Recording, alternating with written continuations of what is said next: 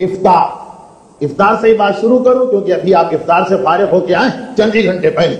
افطار کے بہت سے مستحبات ہیں روایات میں، شریعت میں، مسائل میں.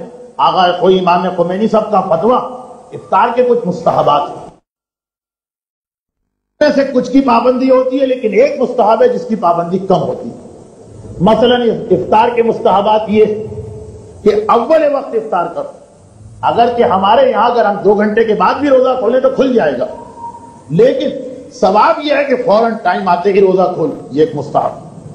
کھجور و نمک و گرم پانی اس سے افطار کیا جائے، یہ بھی ایک مستحب. اس کے علاوہ یہ بھی مستحب کہ پہلے نماز مغربین پڑھو پھر افطار کرو. یہ زیادہ اس کا ثواب بتایا گیا. یہاں تک کہ کراچی کی کچھ مسجدوں آدھے مسئلے کی پابندی ہوتی، مغرب کی نماز کے بعد اور عشاء سے پہلے افطار دے دیا جاتا. گناہ نہیں، حرام نہیں ہے، غلط نہیں، لیکن زیادہ ثواب اس میں ہے کہ پہلے دونوں نمازیں ہو جائیں اس کے بعد افطار. اچھا، جو پہلی چیز میں نے بتائی اس میں اور اس میں فرق نہیں. ابھی آپ کہیں گے کہ پہلی چیز تو آپ نے یہ بتائی کہ فوراً افطار کرو، اب کہہ رہے ہیں نماز پڑھ کے کرو. فوراً سے مقصد ہے نماز کا وقت نکال کے. ہاں، 2 آدمیوں کے لیے یہ حکم نہیں ہے نماز کا، ان کے لیے بہتر ہے پہلے افطار کرو. پہلا وہ آدمی کہ جو آج اتنا زیادہ روزے میں بھوک پیاس محسوس کر رہا کہ نماز میں وہ جب زبان سے قل واللہ پڑھے گا تو اس کی آنکھیں بھی قل واللہ پڑھ رہی، یعنی مسلسل اس کی توجہ جو ہے نماز سے ہٹ کے کھانے پینے کی طرف رہے. اب اگر اتنی زیادہ بھوک و پیاس لگ رہی تو پھر تو بہتر ہے کہ پہلے پیٹ پوجا کرو، اس کے بعد اللہ کی پوجا کرو آ کے، اور اس کے بعد نمازیں پڑھو. اور دوسرا وہ کہ کوئی مومن اس کے لیے انتظار کر رہا ہے دسترخوان پہ. وہ مومن پہلے نماز نہیں پڑھ رہا، دسترخوان پہ بیٹھا تو ٹھیک. مومن کی خوشی اتنی اللہ کو پسند، کہا کہ ٹھیک ہے میری نماز بعد میں پڑھ لینا، پہلے جاؤ مومن کا دل خوش کر کے آ جاؤ. ان 2 کیٹیگریوں کے علاوہ، 2 آدمیوں کے علاوہ ہر آدمی کے لیے مستحب ہے پہلے نماز پڑھے پھر افطار کرے. اور افطار کے مستحبات میں کیا ہے کہ دعا پڑھنے کے بعد افطار کرے. اچھا، دعا بھی مستحب ہے، واجب نہیں. بچے بعض اوقات سوال کرتے ہیں، ارے غضب ہو گیا، آج ہم نے شام کے وقت دعا نہیں پڑھی اور کھجور کھا لی، کیا اس کی قضا کرنا ہے؟ کفارہ تو کوئی نہیں. ارے کفارہ چھوڑے، قضا بھی نہیں ہے اس لیے کہ دعا واجب نہیں. ٹائم ہوا روزے کا، آپ کو حق ہے آپ کھجور کھا لیں، کوئی بات نہیں ہے، لیکن دعا کا ایک ثواب. خیر بہرحال یہ تو بچے کرتے ہیں. بڑے جو ہیں روزہ رکھنا بھول جائے لیکن دعا پڑھنا نہیں بھولتے ہیں. تو بہرحال تو یہ 3-4 چیزیں تو ہے ہمارے یہاں کہ کھجور اور نمک کا افطار کرو، نماز پہلے پڑھ لو، دعا بھی پڑھ لو، یہ ساری باتوں کی پابندی. مگر کیا آپ کو معلوم کہ ان کے ساتھ ایک 5ویں چیز بھی ہے، اور بعض علماء نے کہا کہ وہ ان 4 سے زیادہ اہم نہ تھی تو ان کے بالکل برابر تو ہے ایک 5ویں چیز. وہ کیا؟ وہ 5ویں چیز کیا؟ وہ 5ویں چیز یہ ہے کہ افطار کرتے وقت گویا تو ہر لمحے مر رہے ہو اور دوبارہ نئی زندگی مل رہی. دل تمہارا ڈوب رہا ہے، ابھر رہا، سانس رک رہی ہے، دوبارہ آ رہی ہے. یعنی سانس رکنے اور آنے کا مقصد سائنسی فلسفہ نہیں، گویا مر گئے پھر ایک نئی زندگی ملی. کیا مطلب ہوا؟ بس اس کی تشریح کروں، اور آج کی گفتگو میں اب زیادہ گنجائش نہیں، بہت ہی چھوٹی سی بات. لیکن کتنے لوگ ہیں جو افطار کے وقت اس کا خیال رکھتے ہیں؟ ملا احمد نراقی معراج السعادت میں باقاعدہ ایک پیراگراف اس کی تشریح میں لکھا، بالکل ایسی ہی کیفیت جیسے ہمارے زمانے میں تو ہوتا، اب آج کا پتہ نہیں. اچھا، میرا زمانہ کوئی 150 سال پہلے کا نہیں ہے، لیکن حالات اتنی تیزی سے بدلے کہ 5 سال کی چیز بھی آج پرانی لگ رہی. ہمارے زمانے میں تو یہ ہوتا تھا کہ آج امتحان کا رزلٹ نکلنے والا، اب جتنے بھی بچے اس دن اسکول آتے تھے سب کے دل دھک دھک دھک دھک کرتے تھے، پتہ نہیں پاس ہو پتہ نہیں فیل. اب آج تو یہ کوئی مسئلہ ہی نہیں، پاس ہونا فیل ہونا کوئی مسئلہ نہیں، لیکن ہمارے زمانے میں مسئلہ تھا. جب تک کہ وہ ٹیچر نام لے کے اناؤنس نہیں کرتا تھا کہ فلاں صاحب پاس ہو، بس ہر وقت، اور جیسے ہی نام پکارا گیا اور بری حالت ہو گئی، اب پتہ نہیں پاس ہو رہے ہیں یا فیل ہو رہے ہیں. اچھا، اسی طرح ہماری کلاس میں 2-3 لڑکے تھے جن کا آپس میں مقابلہ ہوتا تھا، کبھی یہ فرسٹ کبھی وہ فرسٹ، کبھی یہ فرسٹ کبھی یہ سیکنڈ کبھی وہ سیکنڈ. ان کی حالت اور خراب ہوتی تھی. اتنا تو یقین ہے کہ پاس ہو گئے، لیکن اس سال بھی فرسٹ آئیں گے یا کہیں وہ آگے نہ نکل گیا. یا مثلا انٹر کا یا میٹرک کا رزلٹ نکلا، اخبار لے کے آئے ہیں رول نمبر تلاش کرنا. اب ایک مرتبہ پریشانی، پتہ نہیں نمبر آیا یا نہیں آیا، آیا یا نہیں آیا. کیونکہ ایک زمانے میں اتنے غیرت مند طالب علم تھے کہ جب میٹرک کا رزلٹ نکلتا تو سمندر پہ پولیس کے پہرے لگانا پڑتے تھے کیونکہ خودکشی ہونا شروع ہو جاتی تھی۔ وہ تو زمانہ گزر گیا، لیکن اتنی غیرت تھی ایک زمانے کے طالب علموں کے پاس۔ اب پریشان کہ پتہ نہیں نمبر آئے یا نہ، اور اگر نمبر نہیں نکلا تو بے ہوش تک ہو جاتے تھے۔ یہ تو میری آنکھوں دیکھی بات۔ یا مثلا ایک آدمی کو بہت ضرورت ہے کسی نوکری، اور ایک نوکری آئی بھی، اس کا اشتہار آیا، بھیج دیا، اس نے درخواست بھیج دی، وہاں سے جواب آ گیا۔ اب لفافے کے اندر جواب ہے، اوپر تو مہر لگی ہے کہ اسی کمپنی سے آیا ہے یہ جواب، پتہ نہیں درخواست رد کی گئی ہے، پتہ نہیں اپوائنٹمنٹ لیٹر ہے کیا۔ اب انسان کی عجیب کیفیت، اگر بہت زیادہ محتاج، یعنی نوکری نہ ملے تو گویا مر جائے، اتنی غربت ہے اس کے گھر میں، اس کی کیا حالت ہو، کس طرح اس کا دل دھک دھک کرے گا۔ یا اسی طرح جو لوگ بہت عادی نہیں لیکن کبھی کبھار جوا کھیل لیتے ہیں، بہت غلط مثال میں دے رہا ہوں لیکن یہ بھی ایک مثال ہے۔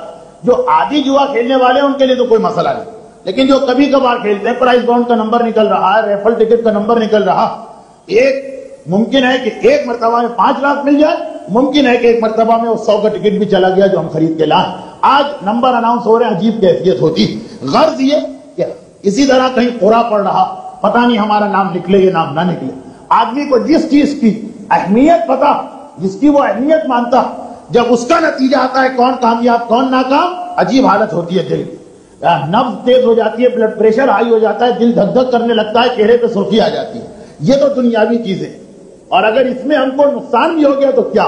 اب دیکھیے عجیب بات، مستحبات میں سے ہے، چاہے یہ مستحب شرعی نہ ہو، لیکن آداب روزہ میں سے کہ جب آپ افطار کریں تو آپ کی یہی حالت ہو، بلڈ پریشر ہائی ہو رہا، نفس تیز ہو رہی ہے، فاقے کی وجہ سے نہیں، وہ تو بھوک کی وجہ سے کبھی ہو جاتا ہے، اس کی وجہ سے نہیں، رزلٹ نکلنے کی وجہ سے، آخری رمضان کی تاریخ نہیں، ہر روزے کے افطار کے وقت میں نے روزہ رکھا تو ہے، پتہ نہیں خدا نے قبول کیا یا قبول نہیں کیا۔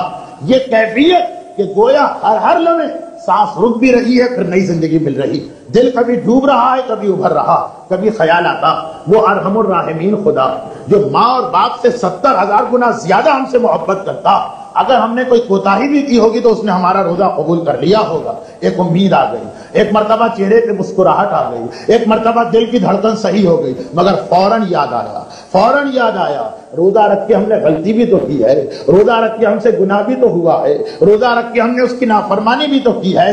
ایسا نہ ہو کہ مولا کی حدیث ہم پہ آ رہی ہو کہ سوائے بھوک کے ہمیں کچھ نہ ملا، اتنی قیمتی چیز ہمارے ہاتھ سے نکل گئی، بس فوراً دل ڈوبنے لگا، فوراً جیسے سانس رکنے لگی، فوراً جیسے انسان مرنے لگا۔ ہر افطار کے وقت انسان کی یہ حالت ہونی چاہیے، ہر افطار کے وقت، کہ ایک طرف یہ امید کہ کتنی ہی غلطیاں کی ہیں خدا یہ روزہ قبول کر لے گا، اور ایک طرف یہ ڈر کہ اگر میرا روزہ یہ قبول نہ ہوا تو میں نے کتنا بڑا اپنا نقصان کر لیا۔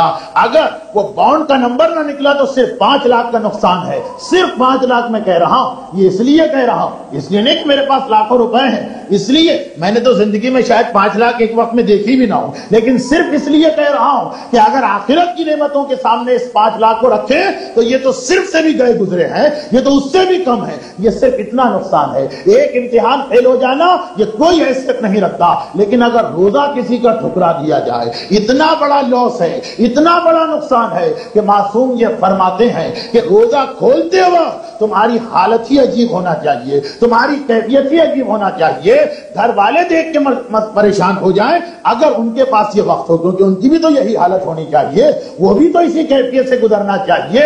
یہ ہر روزے کے وقت انسان کے لیے مستحب ہے۔ کیا چیز مستحب ہے؟ اس پہ توجہ دینا کہ روزہ تو رکھ لیا، قبول ہوا ہے یا قبول نہیں ہوا، ایسی محنت ہم نے کی ہے یا نہیں کی۔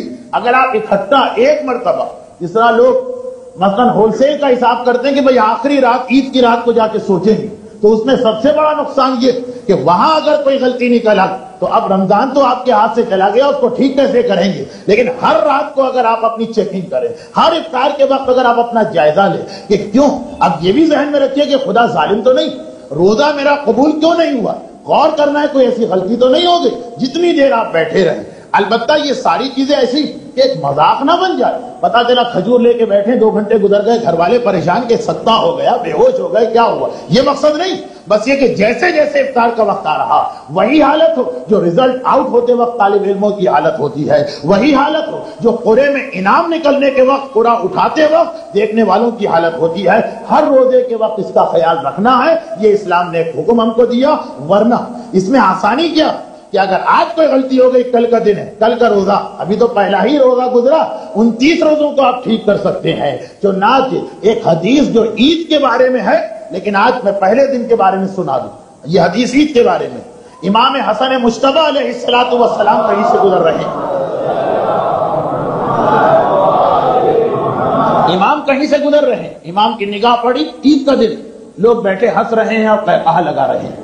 اچھا، اسلام میں ہنسنے اور قہقہہ لگانے پہ پابندی نہیں، لیکن اگر انسان کا اسٹائل ایسا کہ جیسے وہ عبادتوں کو بھی مذاق میں لے رہا، بہت لائٹلی، کوئی اہمیت ہی نہیں، تو فوراً معصوم ٹوکتے۔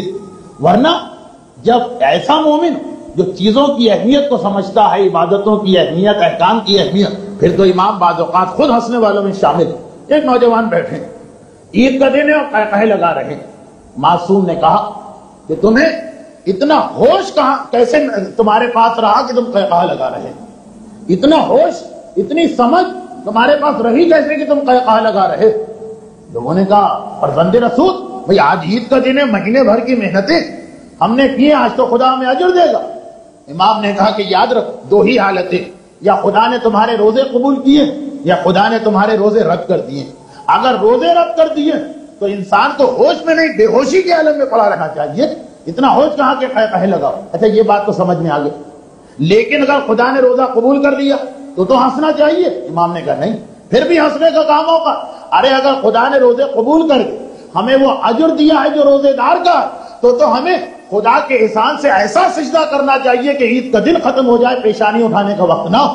اتنی بڑی نعمت دی، ہمارے روزے قبول کر لیے، ہمارا اتنا بڑا درجہ ہو گیا، پھر تو ایسا سجدہ کہ پیشانی نہ اٹھے۔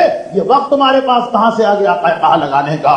امام بتا رہے ہیں کہ ہر، یہ تو 30 روزوں کے بعد، لیکن ہر روزے کے بعد یہ ہونا چاہیے کہ اگر خدا نے روزہ قبول کیا ہے تو شکر خدا میں انسان کی پیشانی جھکے، اور اگر کوئی ایسی غلطی ہے کہ روزہ رد ہو گیا تو انسان کو زار و قطار روکے، کل کے لیے توبہ کر کے اپنی غلطی کا ازالہ کرنا ہے۔ یہ ایک بات ہوئی، یہ ایک بات ہوئی جو ہمارے یہاں لوگ غافل، روزے کے افطار کے وقت اس پہ توجہ نہیں دیتے۔